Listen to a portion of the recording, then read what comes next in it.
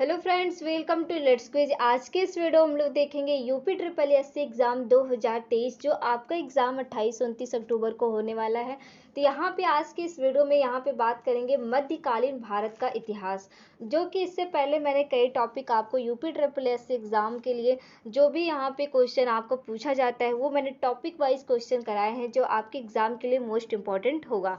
तो ठीक है, यहाँ पे अब बात करते हैं कि जो टॉपिक वाइज में मैंने आपको बौद्ध धर्म, जैन धर्म, वैदिक काल, हड़प्पा सभ्यता, प्राचीन काल, इसके बाद आपका राजपूत काल, यहाँ पे सारी चीजें मैंने टॉपिक वाइज कराती चली आ रही हूँ। ठीक है, तो इस वीडियो में हम लोग सल्तनत काल के बारे में पढ़ेंगे जो कि मैंने नेक्स्ट वीडियो में क्वेश्चन कराया था। इसके बाद अब इस वीडियो में मैं आपको सारे क्वेश्चन जो रह गए थे अगले वीडियो में मैं इस वीडियो में क्वेश्चन कराऊंगी। तो वीडियो को बिना स्किप किए सारे क्वेश्चन को आप अच्छे से लर्न करेंगे जिससे आपके एग्जाम के लिए मोस्ट इंपॉर्टेंट होगा। तो ठीक है, तो वीडियो को स्टार्ट करने से पहले मैं आपको बता दूं, मेरे वीडियो को लाइक कर दीजिए, चैनल को सब्सक्राइब कर दीजिए जिससे आपको नेक्स्ट वीडियो का नोटिफिकेशन मिलता रहेगा। तो चलिए हम लोग वीडियो को स्टार्ट करते हैं। आज का पहला क्वेश्चन ये है, क्वेश्चन नंबर यहाँ पे, विजयनगर राज्य किस नदी के किनारे पर स्थित था? Option A Ganga, option B Kaveri, option C Tungabhadra, option D Krishna. तो विजयनगर किस नदी के किनारे पर स्थित है? तो यहाँ पे ये क्वेश्चन पूछा है, तो इसका राइट आंसर होगा ऑप्शन नंबर यहाँ पे सी तुंगभद्रा। चलते हैं नेक्स्ट क्वेश्चन के साथ। यहाँ पे देखिए क्वेश्चन नंबर यहाँ पे क्वेश्चन नंबर आपको देखने को मिलेगा क्वेश्चन नंबर 20, क्योंकि इससे पहले वीडियो मैंने करा रखी थी तो वहां पे जो भी क्वेश्चन बच गया था तो सल्तनत काल से वो इस वीडियो में आपको देखने को मिलेगा। तो यहाँ पे देखिए नेक्स्ट क्वेश्चन हुआ, तुलु राजवंश की स्थापना किसने की? Option A Narasa Nayak, option B Krishnadeva Raya, option C Achyuta Raya, option D Vira Narasimha. तो यहाँ पे इसका राइट आंसर क्या होगा? इसका राइट आंसर होगा ऑप्शन नंबर यहाँ पे डी वीर नरसिंह। तो वीर नरसिंह जो है तुलु राजवंश की स्थापना की थी। इसकी व्याख्या है आपको देखने को मिलेगा यहाँ पे, तुलु राजवंश की स्थापना 1505 में, क्योंकि अभी पूछा था कि यहाँ पे कौन राजवंश की स्थापना किया था, तो वो तुलु ने किया था। वो भी कब किया था? तो 1505 ईस्वी में, क्योंकि क्वेश्चन बन सकता है इसलिए। ये देखिए वीर नरसिंह तुलु द्वारा की गई थी। वीर नरसिंह तुलु ने 1509 ईस्वी में तक विजयनगर पर शासन किया। तत्पश्चात उसके जो भाई कृष्णदेव राय ने थे उन्होंने 1509 ईस्वी से 1529 ईस्वी में शासन किया। फिर इसके बाद यहाँ पे देखिए कृष्णदेव राय के समय में विजयनगर साम्राज्य ऐश्वर्य और शक्ति की चरम सीमा पर पहुंच गया। यहाँ पे कृष्णदेव राय ने यहाँ पे नागलपुर नामक एक नवीन नगर बसाया था, जो कि आपको बसाया, तथा जो यहाँ पे अमुक्त माल्यद नामक ग्रंथ की रचना की। किसने? देवराय ने। फिर इसके बाद मुगल शासक बाबर ने भी अपनी आत्मकथा में कृष्णदेव राय यहाँ पे देवराय को भारत का सर्वाधिक शक्तिशाली शासक बताया। तो देखिए यहाँ पे एक्सप्लेन देखते जाएंगे जिससे क्या चीजें होती है हमारा अच्छे से मजबूत होता जाता है, क्योंकि जिसे देखिए एक क्वेश्चन करेंगे उससे टॉपिक रिलेटेड और भी सारी चीजें होती है, क्योंकि जरूरी नहीं है जो क्वेश्चन आपसे पूछा गया है वही क्वेश्चन आपके एग्जाम में पूछ लिया जाए। ठीक है, तो यहाँ पे देखिए सारी चीजें हम कोई एक क्वेश्चन रहेगा उसके अगल बगल भी चीजें पढ़ते जाएंगे जो कि हो सकता है कि आपके एग्जाम में वही क्वेश्चन फंस जाए। तो नेक्स्ट क्वेश्चन हुआ, किस प्राचीन साम्राज्य में महिलाएं कुश्ती में भाग लेती थी? ऑप्शन ए बहमनी साम्राज्य, ऑप्शन बी विजयनगर साम्राज्य, ऑप्शन सी चोल साम्राज्य, ऑप्शन डी उपयुक्त में से कोई नहीं। तो यहाँ पे क्या इसका राइट आंसर होगा?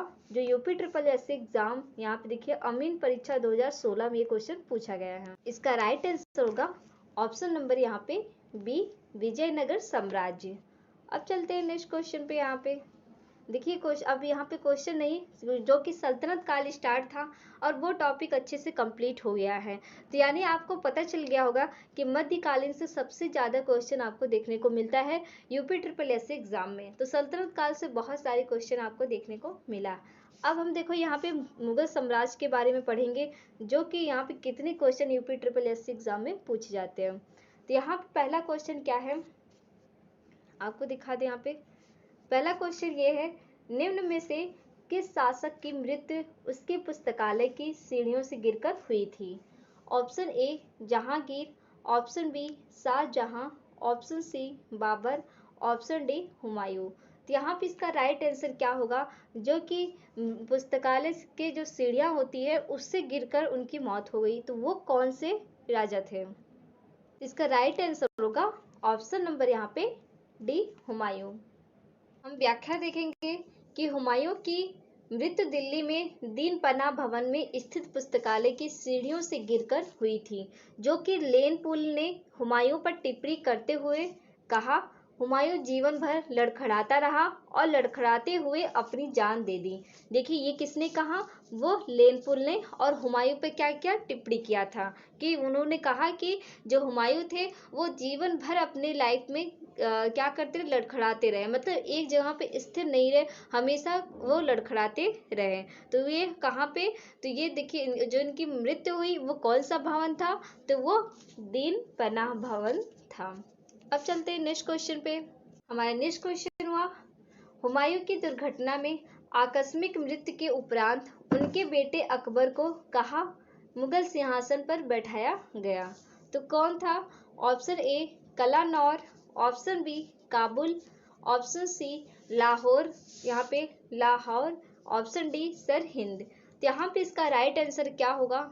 इसका राइट आंसर हुआ ऑप्शन नंबर यहाँ पे ए कलानौर, जो कि हुमायूं की दुर्घटना के बाद उनके बेटे को अकबर को यानी कहाँ मुगल सिंहासन पर बैठाया गया। तो इनका जो अकबर का नाम था वो क्या था? वो कलानौर। यहाँ पे देखिए इनका एक्सप्लेन, हुमायूं के दिन ए पन्ना पुस्तकालय शेर मंडल की सीढ़ियों से उतरते समय जनवरी 1556 ईस्वी में मृत्यु हो गई। और जो हुमायूं की मृत्यु के बाद 14 फरवरी 1556 में अकबर को कलानौर में, मतलब कलानौर जो है एक प्लेस है, वहाँ पे कलानौर में राज्याभिषेक कराया गया। इस समय अकबर की आयु मात्र 13 साल और 3 महीने की थी। अपने पिता की मृत्यु के समय अकबर अपने यानी जो शिक्षक थे बैरम खां के साथ कलानौर में था। यानी जो उनके हुमायूं का जो पुत्र है वो अकबर थे, और अकबर को जब सिंहासन पर बैठाया गया था तो उनकी उम्र जो थी केवल सिर्फ 13 साल की थी। और इसके बाद वो किसकी छत्र छाया में रहते थे? उनके शिक्षक यानी गुरु कौन थे? तो वो बैरम खां थे। और कब बैठाया गया? तो 14 फरवरी 1556 ईस्वी में। क्योंकि अकबर के बारे में भी क्वेश्चन बहुत ज़्यादा पूछता है, तो इसलिए ये चीज़ें आपको याद रहना जरूरी होता है। ठीक है, हमारा नेक्स्ट क्वेश्चन हुआ, निम्नलिखित किन सम्राटों को शासन काल में भारत का पहला मुद्रा रुपया मुद्रित हुआ?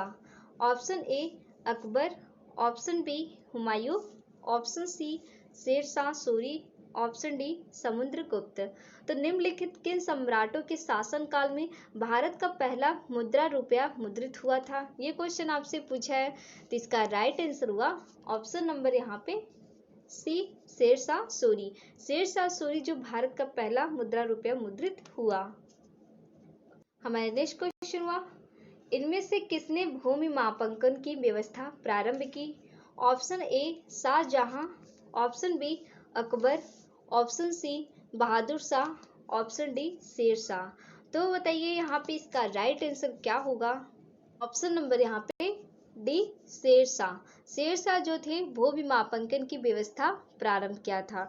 देखिए यहाँ पे चीजें कौन किसने किसके शासन काल में पैसा मतलब रुपया मुद्रित किया गया, और फिर किसके शासन काल में भूमि मापांकन की व्यवस्था की गई। तो सब कुछ इसे याद करते रहेंगे तो चीजें आपके लिए आसान रहेगी। तो अभी से चीजें याद रखेंगे ना तो एग्जाम्पल में पूछ सकता है चीजें। यहाँ पे देखिए इसकी व्याख्या भी देख लीजिए, जिससे क्या होगा चीजें अच्छे से याद हो जाएगी। शासकों में से शेरशाह सूरी ने भूमि मापांकन की व्यवस्था प्रारंभ की। उसने गज ए सिकंदरी द्वारा भूमि की पैमाइश कराई, और इसके बाद उपज के आधार पर भूमि को उत्तम, मध्यम और निकृष्ट 3 श्रेणियों में बांटा गया। देखिए चीजें ऐसे एक्सप्लेन करते रहेंगे ना, चीजें अच्छे से याद होती जाएगी आपको। क्योंकि ये मत सोचिए क्लास बहुत ज़्यादा बड़ी हो जा रही है, बड़ी नहीं होगी। जिससे चीज़ें क्या होती है, व्याख्या अगर आप अच्छे से सुनते रहेंगे ना तो चीज़ें ठीक याद अच्छे से याद हो जाएगी। अगर सिर्फ क्वेश्चन करते जाएंगे ना तो भी ऐसे अच्छे से याद नहीं होगा। ठीक, तो हमारा नेक्स्ट क्वेश्चन हुआ, जलालुद्दीन मोहम्मद किस नाम से प्रसिद्ध थे? Option A Babur, option B Akbar, option C Shahjahan, option D Aurangzeb. तो जलालुद्दीन मोहम्मद किस नाम से प्रसिद्ध थे, ये क्वेश्चन आपसे पूछा है। तो इसका राइट आंसर होगा ऑप्शन नंबर यहाँ पे बी अकबर। अकबर जो है उनको बचपन में जलालुद्दीन मोहम्मद के नाम से भी जानते थे। व्याख्या देखते हैं इनका, क्योंकि अकबर का जो है उनका सारी चीज़ें अच्छे से जान कि कब वे सिंहासन पे बैठे और कितनी उम्र में और कहाँ पर बैठे थे और किनके मृत्यु के बाद, वो सब कुछ आपको पता चल गया। अब इसके बाद यहाँ पे जानेंगे उनका पूरा नाम क्या होता है। अकबर का पूरा नाम होता है जलालुद्दीन मोहम्मद अकबर था। उसे सब अकबर नाम से बुलाते थे।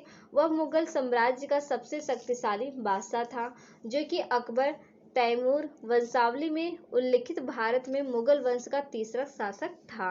सम्राट अकबर मुगल साम्राज्य के संस्थापक जहीरुद्दीन मोहम्मद बाबर का पौत्र और नसीरुद्दीन हुमायूं का पुत्र था। मतलब जो जहीरुद्दीन थे मोहम्मद, वो बाबर का पौत्र था। इसके बाद जो नसीरुद्दीन हुमायूं था वो उनके पुत्र थे। कौन? अकबर। तो चीज़ें देखिए कितनी अच्छे से याद हो जा रही है, तो आपको बढ़िया से भूलेगा नहीं। अब देखते हैं नेक्स्ट क्वेश्चन पे। क्वेश्चन नंबर यहाँ पे 6, प्रारंभ में अकबर का संरक्षक कौन था? Option A Hemu, option B Faizi, option C Abul Fazal, option D Bairam Khan. तो प्रारंभ में क्या था, जो कि यहाँ पे अकबर का जो शिक्षक होता है या उनकी छत्र छाया में वो पल बढ़ रहे, क्योंकि जो उनके पिता थे बचपन में ही उनकी मृत्यु हो गई थी, वो भी किससे, सीढ़ियों से गिर कर। तो यहाँ पे अकबर का जो संरक्षक था वो कौन था?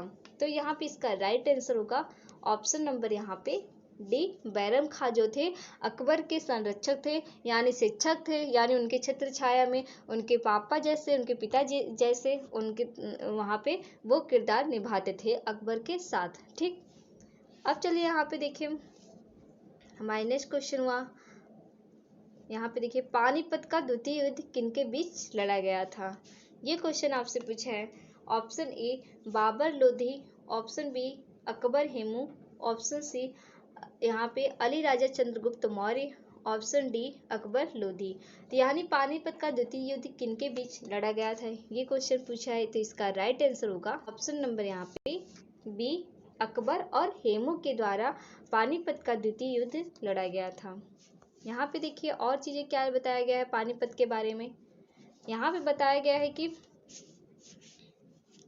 पानीपत हरियाणा का दूसरा युद्ध 5 नवंबर 1556 को अकबर एवं हेमू यानी हेमचंद विक्रमादित्य के बीच लड़ा गया। तो आपको ये भी बता दें, जो पानीपत का प्रथम युद्ध था वो 1526 में हुआ था। दूसरा कब हुआ? 1556 को हुआ था। और किनके बीच? अकबर और हेमू के बीच में, जिसमें हेमू का पराजय हुई तथा बैरम खां ने उसकी हत्या कर दी। हेमू यहाँ पे आदिल शाह का वजीर एवं सेनापति था और आदिल शाह की तरफ से उसने 24 युद्धों में भाग लिया था, जिनमें से 22 में उसे विजय प्राप्त हुई थी। ये क्वेश्चन देखिए यहाँ पे कितनी अच्छी चीज़ें आपको जानने को मिल रहा है।